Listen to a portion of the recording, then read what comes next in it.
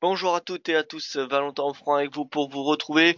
Nous sommes le lundi 19 mars 2018. Aujourd'hui, on va faire un briefing de ce qui nous attend sur les marchés cette semaine, avec en particulier la Fed, mercredi soir, la hausse des taux très probable, c'est en tout cas ce que le marché anticipe à hauteur de 95%. L'impact devrait être limité. Ce matin, on peut constater qu'on a un rebond du dollar. C'est généralement le cas, vous savez, acheter la rumeur, vendre la nouvelle. Donc voilà, concrètement, on a une petite hausse du dollar ce matin. On a le yen qui est assez fort à cause des, eh bien des, comment dire, des inquiétudes sur le scandale politique au Japon, comme vous le savez. Donc on a le ministre des Finances qui aurait couvert le Premier ministre sur un achat, enfin sur la vente d'un terrain au bénéfice d'une école d'un parti nationaliste, enfin de personnes nationalistes, pardon. Donc voilà, ce problème fait scandale, enfin cette histoire fait scandale pardon au Japon et ce qui fait donc pression sur les actifs, le Nikkei qui est en baisse et à l'inverse le yen qui est en hausse. Alors bien le bonjour à vous Brigitte, j'espère que vous allez bien, Raymond, François, Phil, Catherine, alors bonjour à toutes et à tous. J'espère que vous avez passé un bon week-end et que vous allez très bien en ce lundi matin. Alors on va commencer tout de suite par l'avertissement les gars sur le risque. Le trading avec effet de levier amplifie toujours les gains et les pertes. Un compte risque limité présente un risque de perte du capital investi. L'investissement sur compte titre présente un risque de perte en capital. IG fournit suivant un service d'exécution d'ordre. Cette présentation est à titre indicatif et ne saurait être considérée comme un conseil ou une recommandation. Alors, sans plus attendre, le résumé ce matin de la séance asiatique. On a le yen qui progresse comme je vous l'ai dit, le gold qui recule, le Nikkei également qui est sous pression étant donné qu'on a le yen qui progresse et le Hang Seng qui est voilà, en légère hausse, on va dire à l'équilibre en ce lundi matin sur fond de manque de catalyseur tout simplement. Alors excusez-moi, au niveau du calendrier économique, donc on a le G20 aujourd'hui, comme vous le savez, les G20 qui se réunissent à Buenos Aires lundi, aujourd'hui et demain, qui vont en particulier parler de crypto-monnaie, de régulation. Donc ça va être un catalyseur que nous suivrons particulièrement pour les crypto-monnaies. Sinon, bah, on n'attend rien de très spécial. Si, nous attendons, pardon, des retours sur la politique protectionniste de Donald Trump. Qu'est-ce que feront les États, les autres États tout simplement? Comment ils vont répondre? Et pendant le G20, eh bien, il pourrait y avoir comment dire, des réponses à cette question. Et sinon, vous voyez que nous n'aurons rien d'autre aujourd'hui. La confiance des consommateurs ce soir, mais voilà. Il y aura rien d'autre de très spécial en ce lundi. Mardi, c'est pareil, ça va être globalement creux. Et c'est surtout mercredi où la semaine va particulièrement commencer. Alors, bien le bonjour à vous, Franck, François, USDHF, parité, c'est boule. Alors, parité, je n'irai pas jusqu'à là, mais oui, c'est boule. Pourquoi c'est boule? Eh bien, déjà, comme je vous l'ai dit, on a un dollar qui est haussier ce matin. Regardez le DXY. DXY en hausse, il revient à 90. On peut voir qu'on a un petit triangle ascendant. Alors, un triangle ascendant, c'est un signal haussier. Hein, et donc c'est un signal haussier, pardon, qui serait en direction. Vous voyez, on prendrait cette hauteur-là et on la reporterait donc vers le haut du canal. Voilà. Maintenant, est-ce que ça va être haussier jusqu'en haut du canal? Honnêtement, voilà, avant la fête, ça me semble compliqué. À part si on a un discours de Jérôme Powell qui n'est pas du tout anticipé, qui est très confiant, très optimiste. Dans ce cas-là, le marché va payer du dollar. Mais sinon, si on a qu'une simple hausse des taux et un discours plutôt banal, eh bien, il y aura pas de rebond. Il y aura pas de rebond. Les 5 dernières hausses des taux ont abouti à des baisses. Si on concluait une semaine, si on faisait le bilan une semaine après ou même un mois après. Donc voilà, à part si Jérôme Powell change un petit peu la manière de faire, il n'y a pas de raison que le DXY vienne chercher les 92. Voilà, donc moi je vois plutôt le marché actuellement dans achat de la rumeur, vente de la nouvelle. Regardez, depuis mercredi 14 mars, le dollar est en hausse et je pense qu'il y a, en termes de probabilité, je dis bien, en termes de statistiques, les statistiques donnent beaucoup plus de chances à la baisse après la hausse des taux plutôt qu'à la hausse. Voilà, maintenant c'est des statistiques. À l'inverse, le franc suisse, voilà, c'est une belle baisse. Regardez, donc là, le dollar US index, c'est pas le DXY, c'est le dollar US index hein, qu'on a fait avec toutes les devises majeures. Vous voyez il est également en rebond.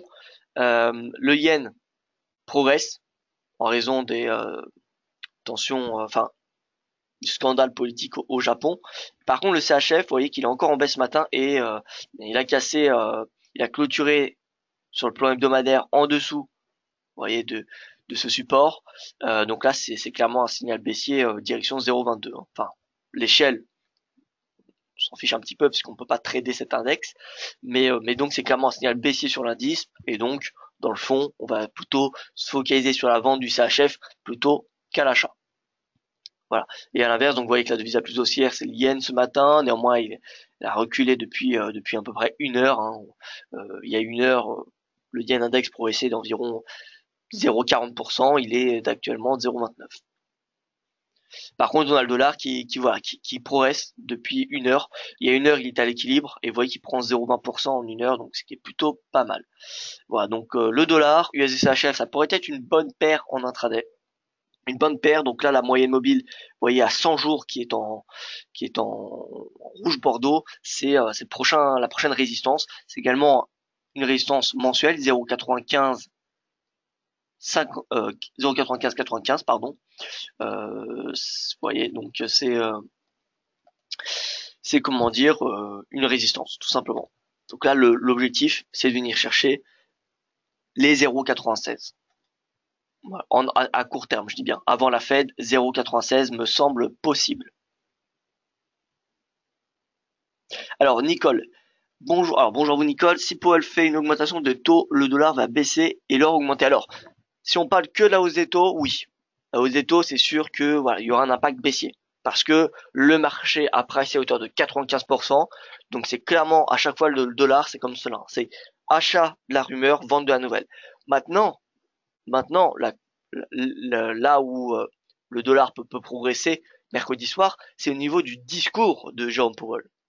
Son discours, comment va être acté son discours ça sera sa première hausse des taux en tant que président de la Fed.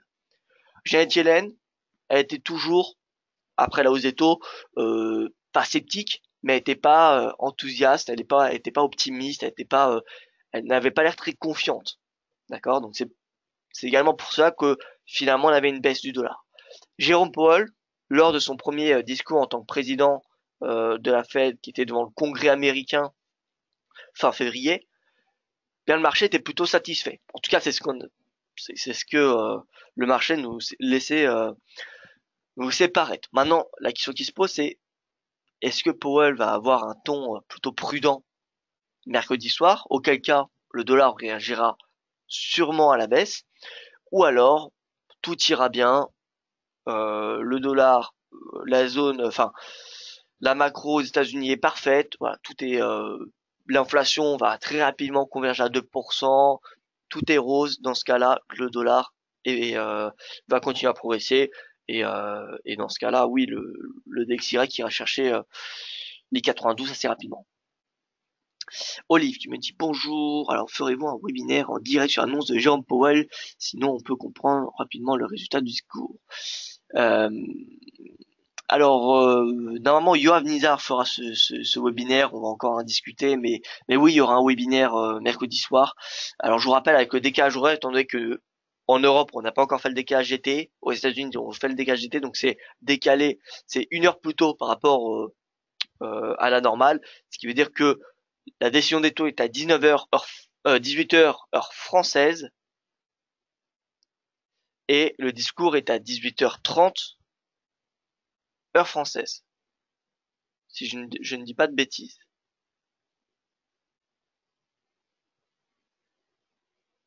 Non, pardon, excusez-moi, c'est 19h, l'addition des taux, et 19h30, pardon, 19h30, le discours de Powell. Voilà, donc 19h et 19h30.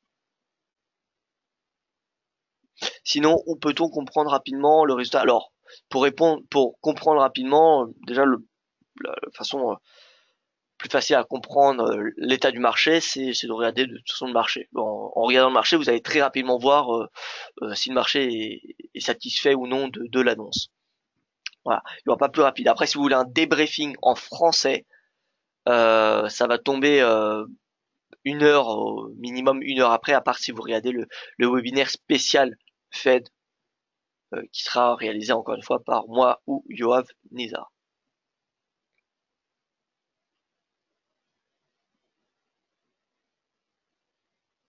Et donc Yoav sera présent. Oui, Yoav sera présent. C'est exactement ça. Alors Didier qui me dit, sur votre site, vous indiquez un risque de correction baissier sur le S&P 500. Pourriez-vous, s'il vous plaît, étayer ce point de vue? Alors, regardons ça de plus près. Alors, alors, alors, cet article-là, je suppose, alors c'est un article sentiment, hein. C'est un article sentiment, donc selon le positionnement des traders, il vous suffit simplement de lire en fait, si vous voulez en savoir plus sur le sentiment, comment il réagit, c'est un indicateur contrarien, donc c'est-à-dire que comme la plupart des indicateurs de sentiment, que ce soit pour les grands traders ou les petits traders, lorsque l'optimisme où le pessimisme est dans l'extrême, eh bien on a plutôt une perspective contrarienne. Ce qui veut dire que quand on a beaucoup trop d'acheteurs, enfin oui, lorsqu'on a beaucoup trop d'acheteurs, on anticipe que le risque correctif est assez important. Parce que s'il y a trop d'acheteurs, qui est-ce qui est prêt à racheter des positions? Vous voyez? Eh bien, il y a plus grand monde. Il y a plus grand monde qui peut faire porter le prix plus haut. À l'inverse, si on a trop de baissiers, si on a trop de vendeurs, eh bien, on aura plutôt un avis positif. Pourquoi? Bien parce que qui pourra faire encore plus pression sur le prix? Voilà. Mais bon, pour en savoir plus, je vous invite à télécharger le guide sentiment, qui est disponible, hein. Donc vous avez simplement à aller, vous pouvez vous cliquer sur sentiment client ici, et voilà, vous mettrez vos coordonnées et vous aurez accès au guide de trading permettant de connaître un petit peu, eh bien, notre indicateur de sentiment, tout simplement. Alors, je continue sur le marché.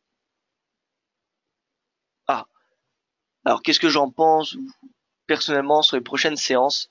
Euh, alors, ce que j'en pense, moi, du S&P, bien écoutez, c'est haussier, hein. Maintenant, enfin, c'est plutôt en range à court terme. Sur les prochaines séances, ça va se jouer au niveau des réponses, hein, du protectionnisme.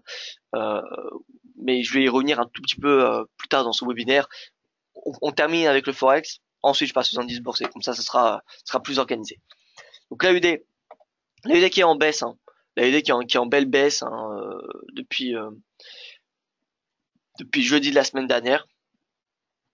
Donc déjà, on a une pression venant du dollar. Et ensuite, comme vous le savez, eh bien, ce que la Maison Blanche, enfin, le plan de la Maison Blanche consistant à mettre en place des tarifs douaniers spécialement pour la Chine, pour faire réduire son excédent commercial de 100 milliards de dollars, eh bien, ça impacte indirectement l'Australie. Pourquoi? Parce que l'Australie est net exportateur vers la Chine, et exporte principalement, comme vous savez, des matériaux. Et donc, si la Chine exporte moins aux États-Unis, elle va moins produire et donc elle va moins demander de matières premières d'un point de vue global et donc surtout à l'Australie. Donc forcément le dollar. Et puisque l'économie chinoise est la deuxième plus grande économie, forcément ça a un impact conséquent sur le dollar australien. C'est pas comme si c'était le dollar, c'est pas comme si c'était la Nouvelle-Zélande qui allait réduire, vous voyez, ses importations d'or depuis l'Australie. Ça n'aurait pas vraiment d'effet. Voilà, donc l'AUD il est baissier à court terme. L'euro-dollar, alors l'euro-dollar va être très intéressant cette semaine, hein.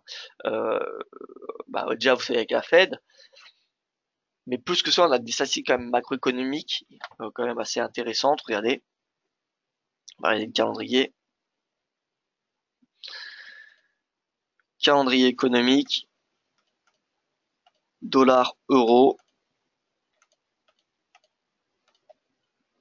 Vous voyez, donc on a le G20, on aura l'indice août, confiance des consommateurs, donc la décision des taux avec le discours de Jérôme Powell, les indices PMI, l'enquête IFO. Vous voyez. Donc là, normalement, nous aurons, en fin de semaine, la mise en place des tarifs douaniers, parce que vous en souvenez, il y a à peu près une dizaine de jours, Donald Trump avait annoncé que les tarifs sur l'acier et l'aluminium allaient prendre place dans 2 semaines. Donc, cette date est normalement jeudi, vendredi. Et en plus, nous aurons quelques statistiques, quelques annonces sur le Brexit avec le Conseil européen qui aura lieu jeudi et vendredi. Nous aurons pas mal de statistiques macroéconomiques, le bulletin mensuel de la BCE, bref, la paire euro-dollar a tout pour revenir à 1,22 ou progresser jusqu'à 1,25.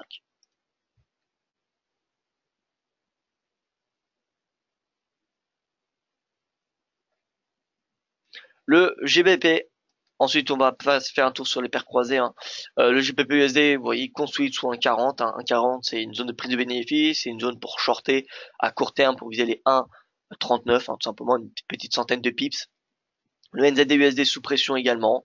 Faut comprendre que l'USD est bullish hein, depuis le jeudi, vous voyez. Regardez, depuis jeudi il est bullish, donc on a toutes les paires majeures qui sont eh bien à l'inverse.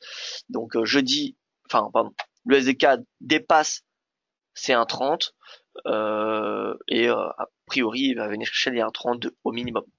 Et l'USD-Yen, par contre on a le Yen qui est extrêmement fort et qui donc annule l'effet dollar, qui annule la progression du dollar ce matin. Donc cadienne, oui cadienne, hein, ça tombe encore, hein. Ça tombe encore. Honnêtement le cadienne, voilà, faut vraiment attendre un rebond pour y toucher. Hein. Pourquoi le CAD il est autant baissier? Tout simplement parce que certes le Canada et le Mexique sont exclus des tarifs douaniers sur l'acier et l'aluminium, mais il y a toujours les négociations de l'ALENA, du NAFTA en anglais, qui sont toujours en cours. Ce qui veut dire que le traité de l'ALENA pourrait être euh, revu d'un point de vue négatif, c'est-à-dire moins d'échanges, moins de libre échange. Quel cas ça aurait un impact négatif sur l'économie mexicaine et canadienne, peu importe globalement le secteur. Le Canada et le Mexique sont de loin nets exportateurs envers les États-Unis. Donc si les États-Unis demain concluent sur un accord qui, d'après les prévisions, ferait diminuer les exportations canadiennes et mexicaines, et bien dans ce cas-là, on aurait un impact négatif sur les deux. Donc voilà, c'est pas réellement les barrières commerciales enfin sur l'acier et l'aluminium qui font pression, mais c'est la volonté de Donald Trump et du gouvernement de vouloir réduire sa balance commerciale avec la Chine, hein, encore une fois. Eh bien, cette volonté-là, plus le fait que l'accord de l'ANA est toujours en négociation, eh bien, ça crée des inquiétudes, tout simplement. Donc le CAD et le peso mexicain, voilà, à mon avis, faut pas encore se positionner, même il est extrêmement vendu. Le rebond, si on a une amélioration des négociations de l'ALENA, vous vous doutez bien que le cours va bien rebondir, étant donné que le marché, probablement, anticipe, je dirais pas le pire, mais presque. Voilà. Donc si on a finalement un accord qui est positif pour tous les partis et qui convainc au marché, eh bien on aura un rebond assez rapide et assez important du CAD. Mais bon, avant de positionner, je pense qu'il faut réellement attendre, voilà, faut réellement attendre un vrai rebond. Plus qu'une divergence, faut attendre un rebond. Tant que le prix est baissier, la tendance est baissière, tout simplement. On a beau avoir cette divergence, vous voyez cette grosse divergence, pour un moment le prix il est baissier. Voilà, c'est tout ce qu'il faut retenir.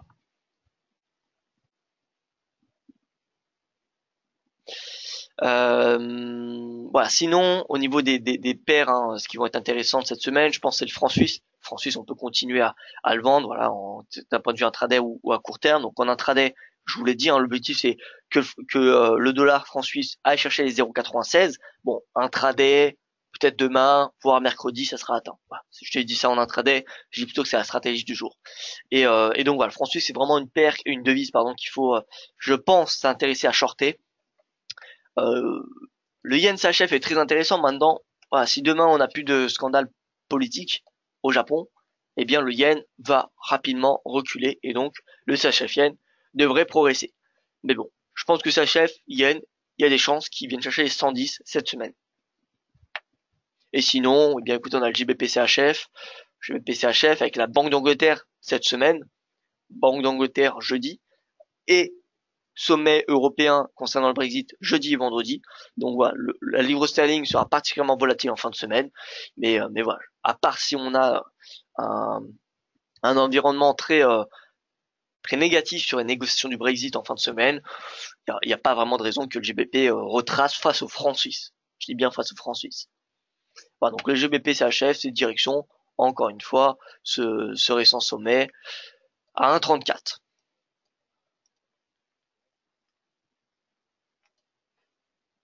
Alors, on passe sur les marchés actions, donc je passe direct à Wall Street. Attendez, j'ai des questions sur Wall Street. Alors moi, mon opinion sur Wall Street, pour le moment, je suis neutre. Hein. Pourquoi je suis neutre? Eh bien, simplement parce qu'on a toujours ces barrières commerciales, on ne sait toujours pas où ça va mener. On n'a aucun pays pour le moment qui a répondu, qui a donné, enfin aucun pays, oui, on n'a aucun pays qui a répondu à ces tarifs douaniers et ils ne vont pas rester les bras croisés à mon avis. Donc voilà, si on rentre dans une guerre commerciale, c'est pas bon pour le commerce international. Je vous invite à lire mon article que j'ai rédigé, que j'ai publié pardon ce week-end, euh, qui est une analyse technique des indices et analyse technique Nasdaq, FTSE, etc., etc., dans lequel j'explique un petit peu la guerre commerciale, l'impact que ça aurait. En clair, pour ceux qui n'ont pas la patience de le lire, euh, la, la, la, pardon, la réflexion derrière cette guerre commerciale, c'est s'il y a une guerre commerciale, techniquement, il y a moins d'échanges commerciaux. Donc, révision à la baisse de la croissance mondiale. Révision à la baisse de la croissance mondiale, ça fait mécaniquement remonter les prix des marchés actions. D'accord? Parce que si on regarde les prix des marchés actions en pourcentage par rapport au PIB mondial, par exemple. Et si on voit le PIB mondial, finalement, les prévisions diminuer, on aura finalement des marchés actions qui vont se payer plus cher que si on avait aucune barrière commerciale, que si on avait une croissance plus élevée. D'accord?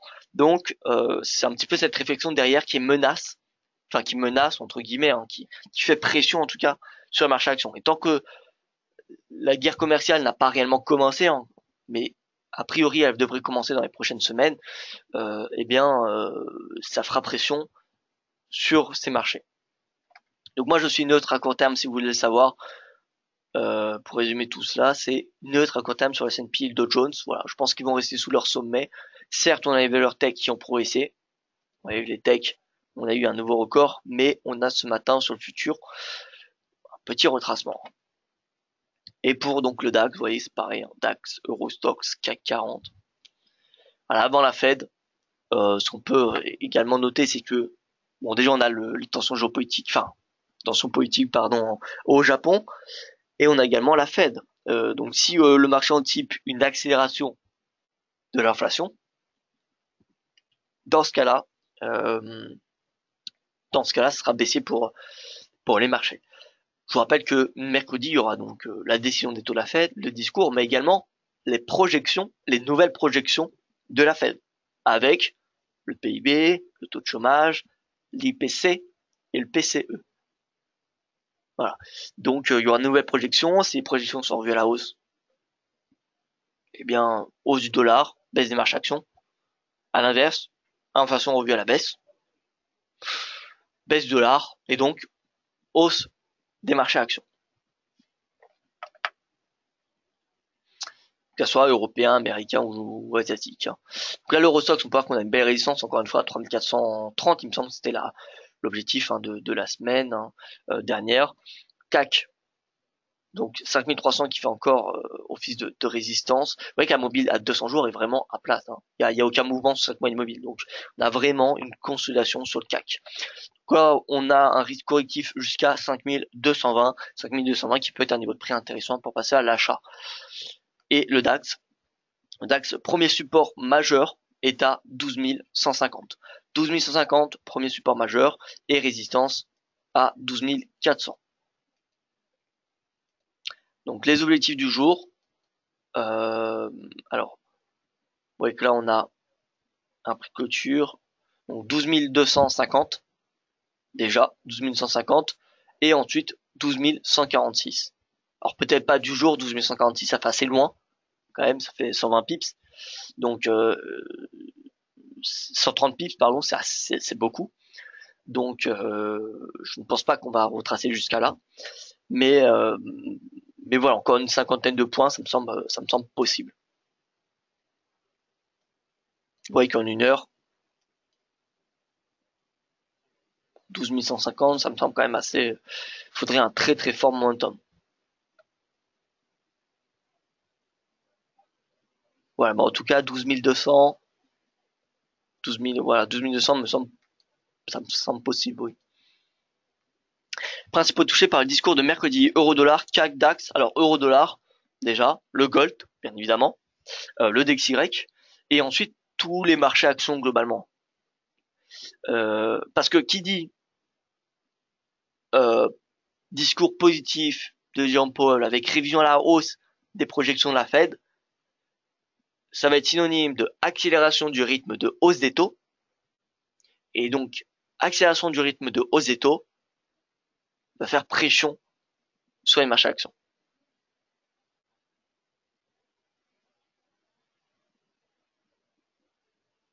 Voilà, donc les principaux touchés, ça va être l'euro-dollar, le DXY et le gold. Ça va être les indices, les actifs les plus volatiles.